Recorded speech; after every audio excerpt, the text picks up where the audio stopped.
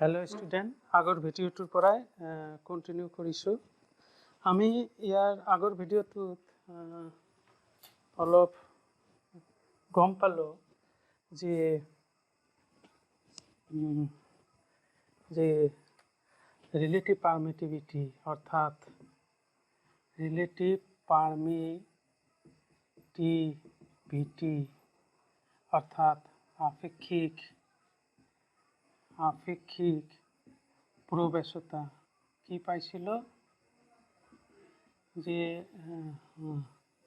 इ इ इ इ इ इ हल माध्यমৰ प्रवेशता और बायुशून्य माध्यমৰ प्रवेशतार अनुपात नाइबा बायुशून्य माध्यम आदान दुटार बायुशून्य थका अवस्थात बल और माध्यमत थका अवस्थात बलर अनुपात पिছত आमी देखिलो relative permittivity is equal to dielectric constant of the medium. Dielectric constant of the medium. ठीक है डाइलेक्ट्रिक कन्स्टेंटर अखमिया हल पराबैद्युतिक ध्रुवक ठीक है इतिया डाइलेक्ट्रिक माने हल कि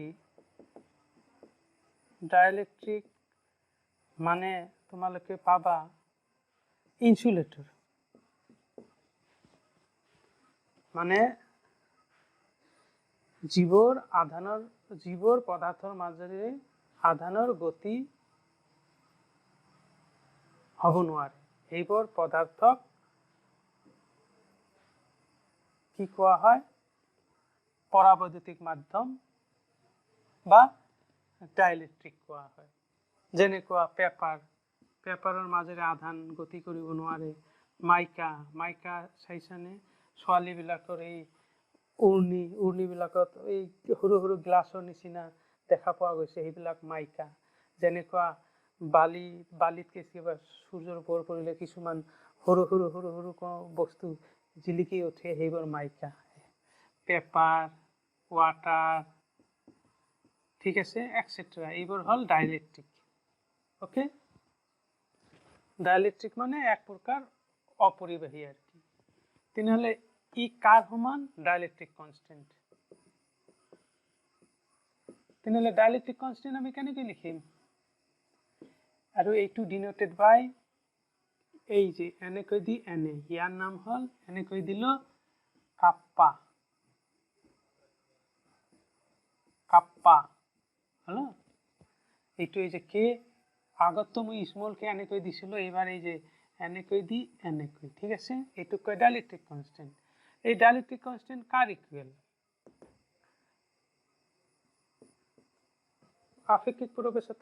আপেক্ষিক প্রবেশতা মানে কি माध्यমৰ प्रवेशता बाय बायुशून्य माध्यমৰ प्रवेशता बा बायु माध्यमत थका अवस्थात आधान दुटार माजत जी बल और कोनो एटा माध्यमत थका अवस्थात हे आधान दुटार माजर बलर अनुपात हेतुके कि कय डाइलेक्ट्रिक कन्स्टेंट ठीक है यार यूनिट नाइ इट इज डायमेंशनलेस माने मात्रा नहीं एंड यूनिटलेस क्यों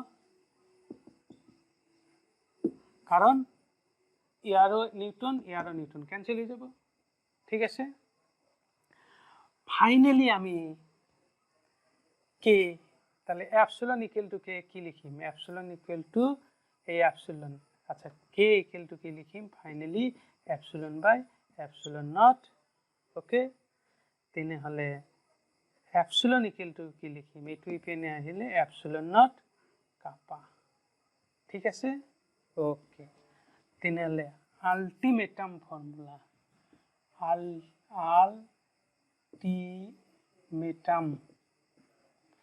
formula of Coulomb's law F equal to 1/4 pi epsilon Q1 Q2 by R square अर्थात f equal to 1 by 4 pi epsilon naught কি লিখিব পাৰো সরি epsilon naught এই kappa q1 q2 by r square মনত রাখিবা এইটো খুবই important ঠিক আছে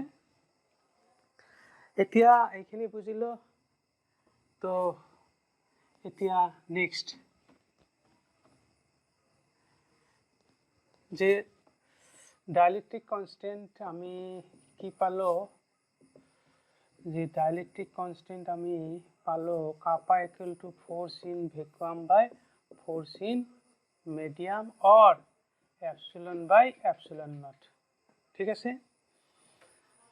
হ্যাঁ দেখা force in vacuum মানে যেতিয়া আধান দুটাৰ মাজত বায়ুশূন্য মাধ্যম থাকিব তেতিয়া আধান দুটাৰ মাজত বল সদায় সর্বোচ্চ হব বাকি মাধ্যমত বল কমি যাব তেনেহলে বল সদায় ভ্যাকুয়ামত বেশি হব মাধ্যমত কম হব যদি ই বেশি হয় তেনেহলে force in vacuum by force in medium এইটো এইপিনে আনিলো এইটো থাকিল 1 force in vacuum by medium মানে কি ডাইলেক্ট্রিক কনস্ট্যান্ট পরাবৈদ্যুতিক ধ্রুবক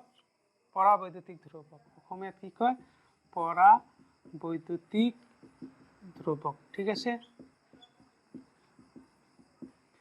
তেনেহলে ইয়াৰ মান সদায় এটা ফৰ্মুলা এটা বস্তু আহিল যে পৰাবৈদ্যুতিক ধ্ৰুবকৰ মান সদায় একতকৈ বেশি হয় 2 নম্বৰ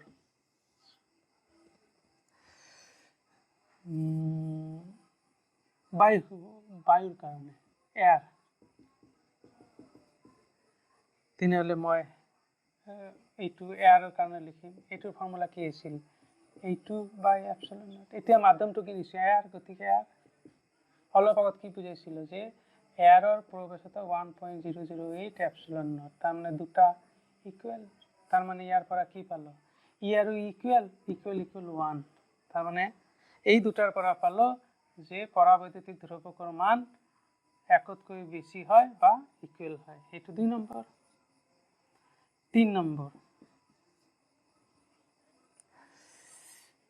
এইটো এটা আধান ইয়াত ৰাখিছো মেটেল মানে পৰিবাহী বা কন্ডাক্টৰ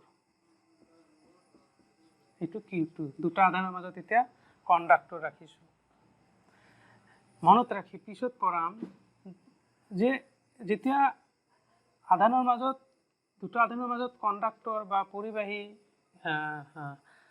প্লেস কৰিম তেতিয়া আধানৰ মাজত বল নাথাকে তাৰ মানে কন্ডাক্টৰৰ মাজত কন্ডাক্টৰ থাকিলে বলটো কিমান হৈ যায় শূন্য হৈ যায় তো ডাইলেক্ট্ৰিক কনস্ট্যান্ট K ইকুয়াল টু কি আছিল এবাৰ কন্ডাক্টৰ এবাৰ এয়াৰ আছিল এবাৰ কন্ডাক্টৰ যদি নেও ফৰ্মুলাটো কি আছিল ফোৰ্স ইন ভ্যাকুয়াম মাধ্যমটো কি লৈছো পৰিবাহী মানে কন্ডাক্টৰ ঠিক আছে তো ফোৰ্স ইন ভ্যাকুয়াম দেখা দুটো আধানৰ মাজত যদি পৰিবাহী থাকে তেনেলে এইটো আধানৰ ওপৰত বল প্ৰয়োগ নকৰে কিয় নকৰে মই সেকেন্ড চ্যাপ্টাৰত এইটো পঢ়াম আপাতত জানা যে দুটা আধানৰ মাজত পৰিবাহী থাকিলে আধানৰ মাজত বলটো শূন্য হৈ যায় যেতিয়া কোনো বস্তু শূন্যৰে আমি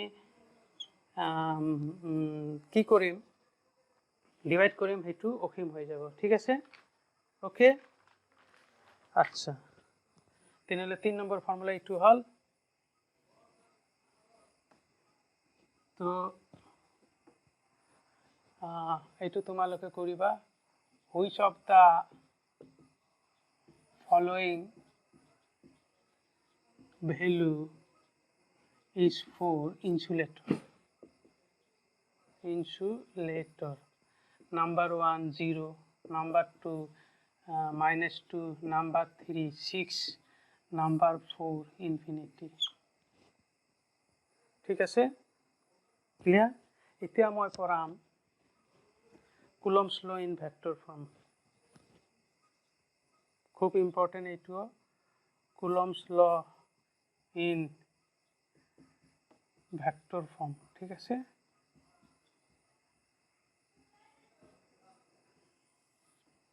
okay Coulomb said that the force between two charges, অসমত কৈ আছো, the force between two charges acts along the line joining between two charges. Coulomb's এই কথাটো কলে, খুব ইম্পর্টেন্ট কথা দে, কুলম্বসে এই কথাখিনি কলে, ঠিক আছে।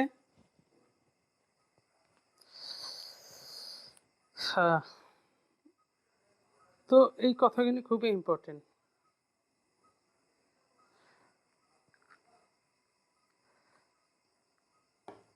ওকে,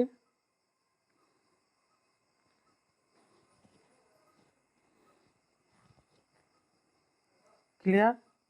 কুলম্বে কলে এইটো এটা কিউ আধান, এইটো এটা কিউ2 আধান, ইও ধনাত্মক দেখাইছো, ইও ধনাত্মক। এই আধান আর এই আধানৰ সংযোগী লাইন কোনটো? এইটো। তেনেহলে এই আধানে এই আধানৰ ওপৰত বল দিব এনেকৈ। এই আধানে এই আধানৰ ওপৰত বল কেনেকৈ দিব? এনেকৈ নিদিয়ে, কাৰণ জয়নিং লাইন হোৱা নাই। তেনেহলে কেনেকৈ দিব? এনেকৈ দিব। ক্লিয়ার? তো এটা ঠিক আছে।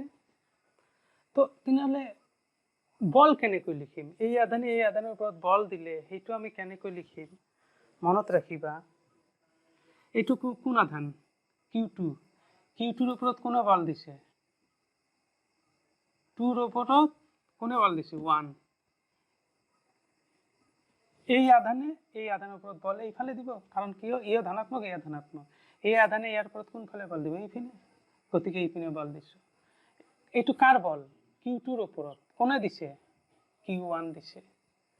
তাৰ মানে যাৰ ওপৰত দিয়ে সি আগত লিখিব লাগে অন, আৰু জনে দিছে ইয়াক পিছত লিখিব লাগে বাই।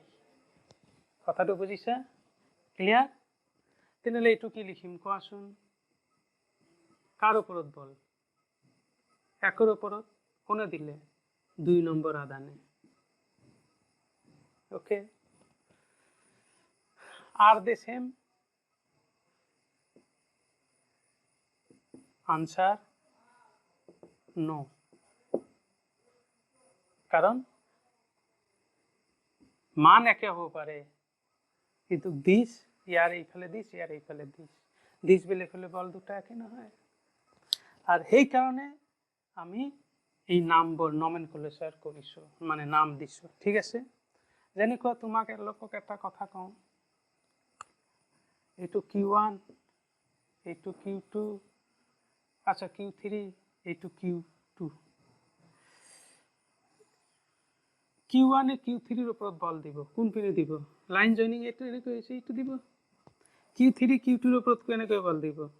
এনেকৈ দিব, লাইন জইনিং। না বুজিছানে নাই? এতিয়া কথা হল এইটো কেনেকৈ লিখিম? কিউ3 ইয়াৰ এনেকৈ দিব, বা এইটো নিদিলো, এইটো কিউ2 দিলো, তোমালোকক বুজাই দিওঁ, এইটো ইয়াক এনেকৈ বল দিব, কাৰণ লাইন জইনিং এইটো। এই বলটো কেনেকৈ লিখিম? বল কাক দিছে? 3 নম্বৰ চাৰ্জক। কোনে দিছে? 1। এইটো বল কাক? 2ক দিছে। কোনে দিছে? 1 দিছে। লিখাটো বুজিছা? আচ্ছা, এইটোৱে কৈছিলে কুলম্ব। পঢ়াই আছো কি? কুলম্বস ল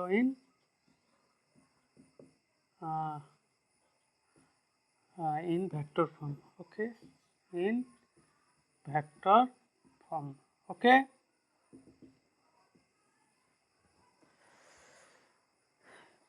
পজিশন ভেক্টর মই আগতেও শিকাইছো, ফার্স্টেরতে শিকাইছো। পজিশন ভেক্টর কেনেকৈ লিখে দেখা। পজিশন ভেক্টর লিখার আকৌ নিয়ম আছে। ধৰা ইয়াৰ পৰা এই পিনে লিখিম, ইয়াৰ পৰা এই পিনে ভেক্টর এই পিনে বুঝাইছো। তেনেহলে আমি পজিশন ভেক্টর লিখিম 1 2, তার মানে 1 1 2, তার মানে 1 মানে হল ফ্রম আর 2 মানে এই 2 মানে হল 2 তার মানে ইয়ার পর ইয়ালৈ পজিশন ভেক্টর লেখার নিয়ম আৰু এবাৰ ক্লিয়াৰ হৈ যাব ঠিক আছে এতিয়া মই বুজাম তাতে ক্লিয়াৰ হৈ যাব এইটো q1 এইটো q2 এইটো q1 এইটো q2 দুটো একে আধান ঠিক আছে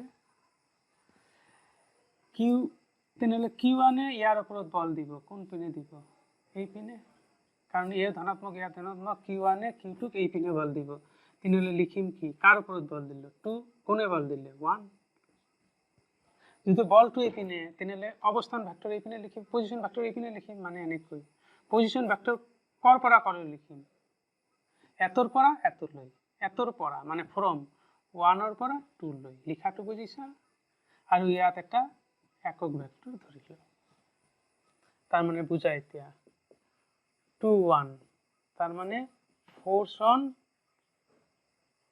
q2 বাই q1 অসমীয়াত কম q2 ৰ ওপৰত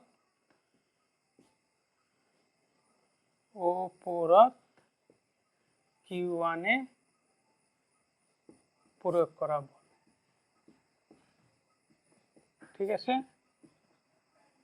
অসমীয়াটো এতে কাটি দিও বুঝিছা আচ্ছা বলৰ ফর্মুলা কি আছিল 1/4 পাই এপসিলন নট জরা বায়ু মাধ্যম ধরিলো বা তোমালোকে ডাইরেক্টলি স্মল k2 লিখিব পারা q1 q2 বাই r স্কয়ার ইয়াত r কিমান 1 to 2 কি ভেক্টর তো এইটো তো মান হয় তেনেহলে এইটো আমি r স্কয়ার এইটো কি ভেক্টর বুঝিবা ভেক্টৰৰ কি থাকে ভেক্টৰ থাকে ম্যাগনিটিউড মানে মান আৰু ডাইরেকশন তো আমি এইটো কি দিলো ম্যাগনিটিউড যেহেতু এটা ভেক্টর ফর্মত লিখিছো তো ডাইরেকশন দিব লাগিব ডাইরেকশন কোনে বুঝায় এই একক ভেক্টর বুঝিছা ক্লিয়ার বুঝিছা তার মানে আকৌ এবাৰ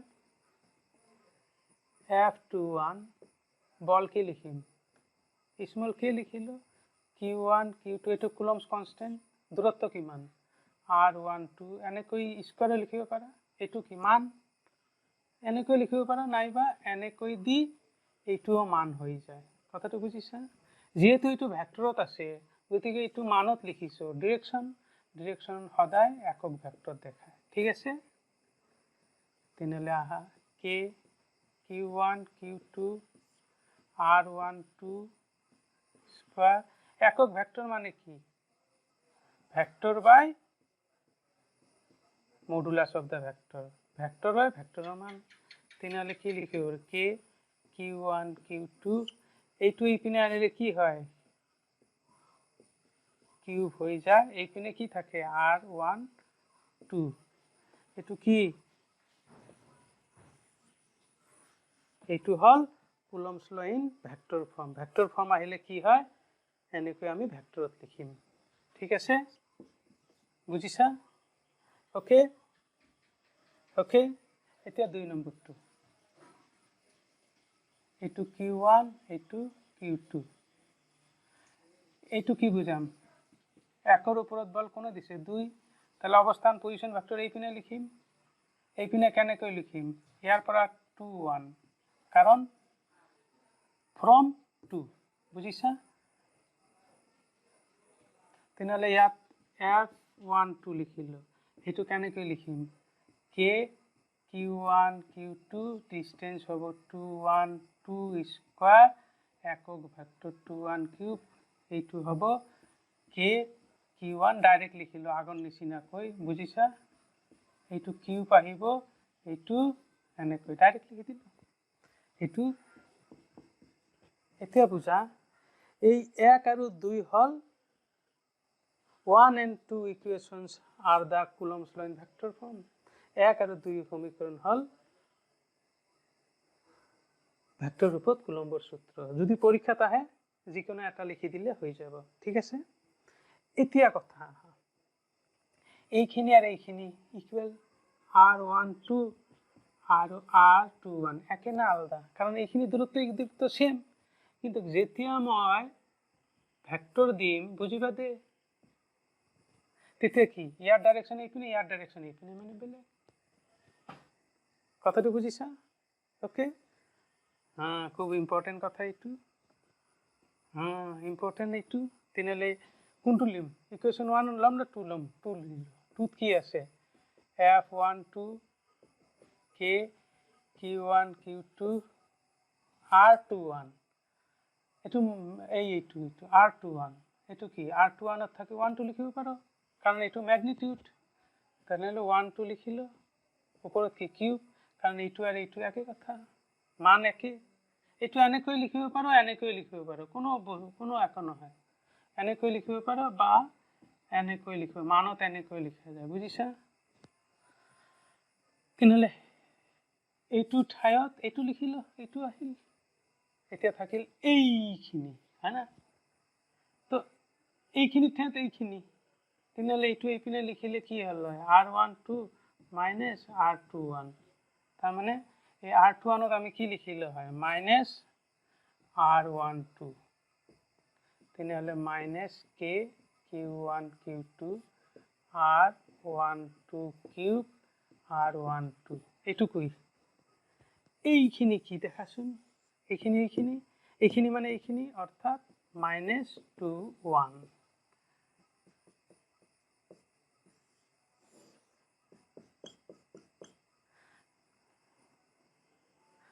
তার মানে ফাইনাল কনক্লুশন যে আধান দুটা আধানৰ থাকিলে ইহঁতৰ ওপৰত দুটা বল থাকে, সেই বল দুটা কি সমান আৰু বিপৰীতমুখী। Clear? the forces between two charges are equal and opposite.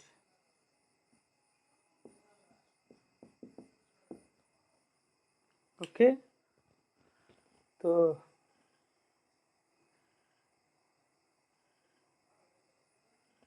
ঠিক আছে। ওকে, তার মানে আধান দুটাৰ মাজত থকা দুটা বল সদায় নিউটনৰ তৃতীয় সূত্ৰ মানি চলে। ঠিক আছে? হ্যাঁ, আধান দুটাৰ মাজত থকা বল দুটা সমান আৰু বিপৰীতমুখী। মই তোমালোকক কৈছিলো কুলম্ব সূত্ৰৰ ওপৰত এটা এক্সপেৰিমেন্ট কৰিছিলে, সেইটো মই অলপ দেখাই দিম।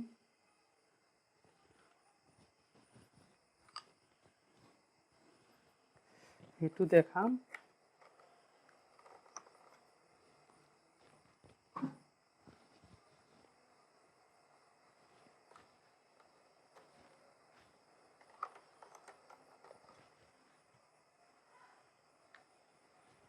এইটো এটা দেখাম, দেখালে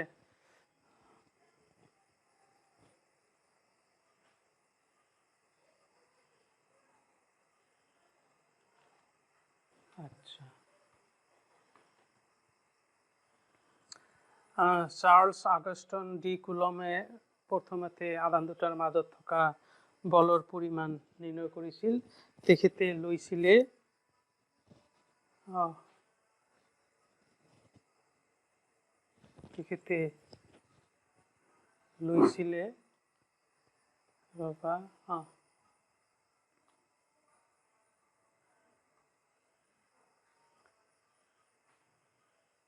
তেখেতে এনেকুৱা এটা যন্ত্ৰ লৈছিলে, নিজে বনাইছে। এইটো এটা স্কেল আছে, ঠিক আছে, আৰু এইটো এটা গোটেই সিলিন্ডাৰিক্যাল গ্লাস কেস, মানে গ্লাসৰ এটা চুঙা, আৰু এনেকৈ স্কেল চাৰিওপিনে এটা স্কেল বহুৱাই দিছিলে আগৰ ভিতৰত। তাৰপিছত ইয়াত এটা ভিতৰত সোমাব পৰা এটা ধাতুৰ গোলক মেটেলিক স্ফিয়াৰ লৈছিলে, ঠিক আছে। আৰু তাৰ লগত এটা এনেকৈ মেটেল স্ফেয়াৰৰ লগত আৰু এটা এই আহিত বস্তু লৈছিলে। মই দেখাই দি আছোঁ, বস্তুটো বুজিবা। এইটো হ'ল ঢাকনি।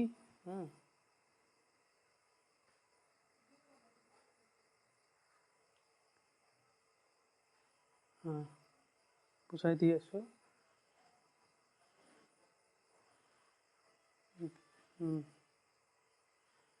মেটেল স্ফেয়াৰ,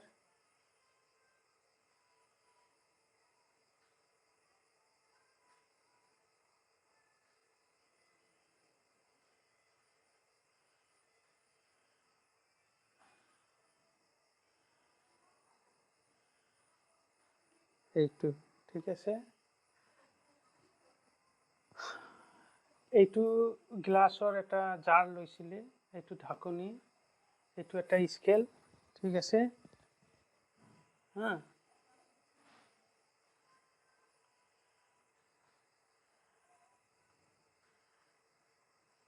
আচ্ছা, ইয়াত এটা সূতা আছিলে আৰু সূতাডাল গ্লাছৰ ভিতৰত ৰাখিছে। এইটো এটা গ্লাছ টিউব, গ্লাছৰ নলী, আৰু ইয়াত এটা সূতা আছিল আৰু এই সূতাৰ লগত ওপৰত বান্ধি থোৱা আছিলে যাতে ই ঘূৰিব পাৰে, ঠিক আছে। আৰু এইটো এটা তোমাৰ ধাতুৰ গোলক আৰু এইটো ইয়াত এটা ৰড লগোৱা আছে, হৈছে। সেইটো ধাতুৰে নিৰ্মিত ৰড। ৰডৰ মূৰত এটা সৰু গোলক আছে, ঠিক আছে। প্ৰথমে তেখেতে কি কৰিলে,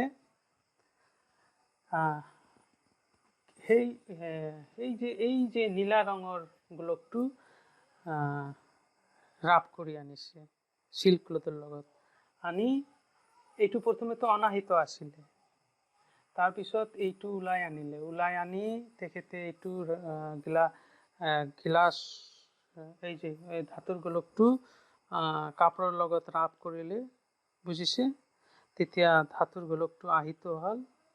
আহিত হোৱাৰ পিছত সোমাই দি এই যে ইয়াত এটা সৰু ধাতুৰ গোলক আছে, এই সৰু ধাতুৰ গোলকৰ লগত সংস্পৰ্শ হ'ল। সংস্পৰ্শ হোৱাৰ ফলত কি হ'ল, ইয়াৰ পৰা আধান ইয়ালৈ গুচি গ'ল, মানে ইও আহিত হৈ গ'ল। তাৰপিছত বস্তুটো আকৌ উঠাই আনিলে, উঠাই আনি আকৌ বস্তুটোক উঠাই আনি ই হাতেৰে টাচ কৰিলে।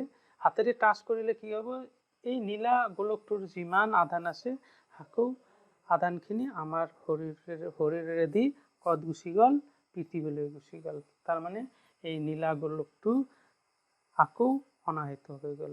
তাৰপিছত সি কি কৰিলে,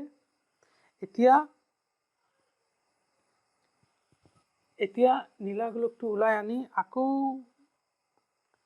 এনেকৈ কাপোৰৰ লগত ৰাপ কৰিলে। ৰাপ কৰি আনি এতিয়া এইটো দি গোলকটো সোমাই দিলে। যেতিয়া গোলকটো সোমাই দিলে, তেতিয়া দেখিলে এই গোলকটো আৰু এই গোলকটোৰ মাজত বিকৰ্ষণ হ'ল। কিয়? কাৰণ ইয়াৰ আধান একে আছিল। তেতিয়া সেই বিকৰ্ষণ হ'লে ইয়াত থকা এই যে নিডিলটো এনেকৈ ঘূৰিব। কিমান ঘূৰিলে, স্কুলৰ পৰা সেই মানটো নিলে। তাৰপিছত সেই গোলকটো উঠাই আনিলে, এই নীলা ৰঙৰ গোলকটো উঠাই আনিলে, ঠিক আছে। উঠাই আনি কি কৰিলে, একে আকাৰৰ আৰু এটা গোলকৰ লগত এই সংস্পৰ্শ কৰিলে। যেতিয়া সংস্পৰ্শ কৰিব একে আকাৰৰ, এইটো মানে উঠাই আনিলে এতিয়া, আৰু একে আকাৰৰ আৰু এটা গোলকৰ ওচৰত আনিব। আনিলে, যেতিয়া সংস্পৰ্শ কৰিলে, এইটো আগৰে পৰা অনাহিত আছিল, তেতিয়া এইটো আহিত আছিল। দুটাৰ আকাৰ একে, তাৰমানে ইয়াৰ পৰা আধা আধান গুচি গ'ল, তাৰমানে ইয়াৰ আধান আধা হৈ গ'ল। তাৰপিছত আকৌ সি সোমাই দিলে। যেতিয়া সোমাই দিলে, তেতিয়া এইবাৰ দেখিলে আগৰ বাৰত যিমান মানে স্কেলত দেখুৱাইছিলে ৰিডিং, এইবাৰ স্কেলত আধা হৈ গ'ল। কিয়? কাৰণ এইবাৰ যেতিয়া সোমাই দিব, স্পৰ্শ কৰাৰ পিছত ইয়াৰ আধান Q/2 হৈ গ'ল। এতিয়া সোমাই দিলে ইয়াৰ আধান কমি গ'ল, ইয়াৰ আধান ঠিকে আছে, ইয়াৰ আধানটো কমি গ'ল। তো কিমান কমি গ'ল? আধা কমি গ'ল। তো বল আধা কমিব। তেতিয়া কুলমে ক'লে যে বল হ'ল আধান দুটাৰ গুণফলৰ সমানুপাতিক এইখিনিয়ে কুলম্বে ক'লে দেখাই আছো 1 মিনিট লাগিব ওকে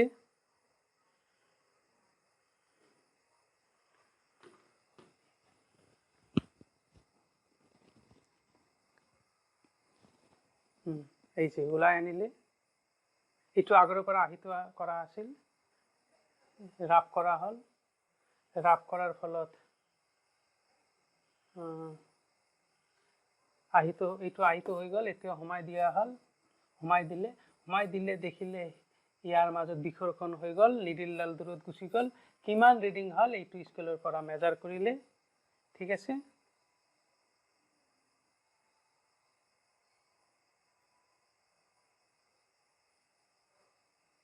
বুজিছা